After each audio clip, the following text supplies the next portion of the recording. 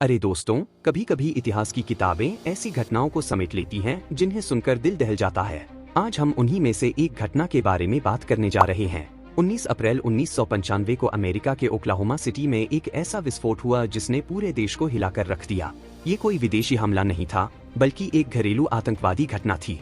एक शांत सुबह शहर की जिंदगी रोजमर्रा की रफ्तार से चल रही थी, तभी अचानक एक धमाका हुआ जिसने सब कुछ बदल कर रख दिया। अल्फ्रेड पी मूर फेडरल बिल्डिंग के सामने खड़े एक ट्रक में छिपा हुआ ये बम इतना ताकतवर था कि उसने इमारत के एक पूरे हिस्से को उड़ा दिया और आसपास की तमाम इमारतों को भी नुकसान पहुंचाया। इस हमले की शिद्दत का अंदाजा लगाना मुश्किल है। 168 बेगुनाह लोग मारे गए, जिनमें 19 बच्चे भी शामिल थे।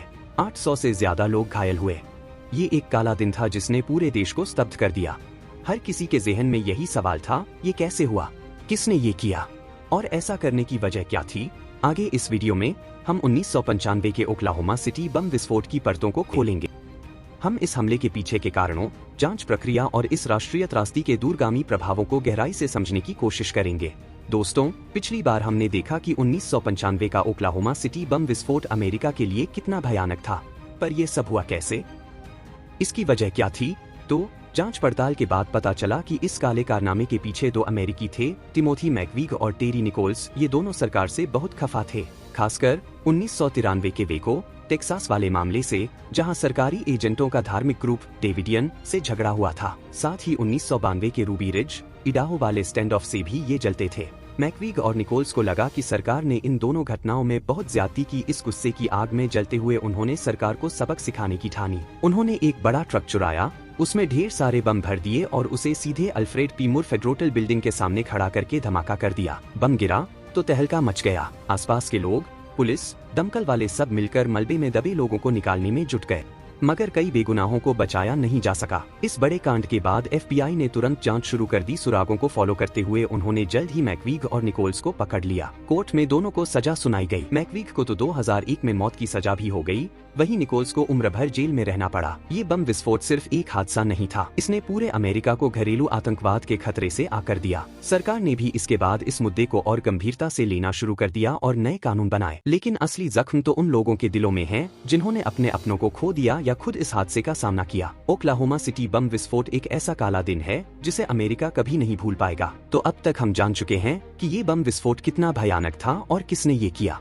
मगर एक सवाल तो बनता है ना, अमेरिका की वो सारी खूंखार खुफिया एजेंसियां कहाँ थीं जो ये सब होने से रोक नहीं पाईं। बता दें, कुछ चेतावनी के निशान तो मिले थे। ये टिम और टेरी वाले अपने गुस्से और सरकार विरोधी बातों को तो खुलकर बोलते ही रहते थे, यहाँ तक कि बम बनाने की भी डींगे हाँकते थे। पर ये सारी जानकारी अलग अलग एजेंसियों के पास बिखरी हुई थी, मानो एक पहेली के टुकड़े हों जिन्हें कोई जोड़ ही नहीं पाया। इस हमले के बाद तो जैसे खुफिया जगत में हड़कंप मच गया। सूचना इकट्ठा करने और उनका मतलब समझने का पूरा तरीका ही बदल दिया गया। अब अलग अलग एजेंसियां आपस में मिलकर काम करने लगी। ये हमला एक कड़वा सबक था यार। इसने ये तो बता ही दिया कि आतंकवाद का खतरा कितना बड़ा है, मगर ये भी सिखा दिया कि जरा सी भी ढिलाई कितनी भारी पड़ सकती है, खासकर तब जब खुफिया जानकारी आपस में शेयर करने की बात आती है। बिल्कुल, हर हमले को रोक पाना मुमकिन नहीं होता। खुफिया एजेंसियों की कोशिश तो यही होती है कि खतरों को पहले ही भांप लिया जाए। पर ओक्लाहोमा सिटी बम विस्फोट का ये काला अध्याय आज भी याद दिलाता है कि आतंकवाद से लड़ाई कभी खत्म नहीं होती। ओक्लाहोमा को उभरने में वक्त लगा, जख्म गहरे थे,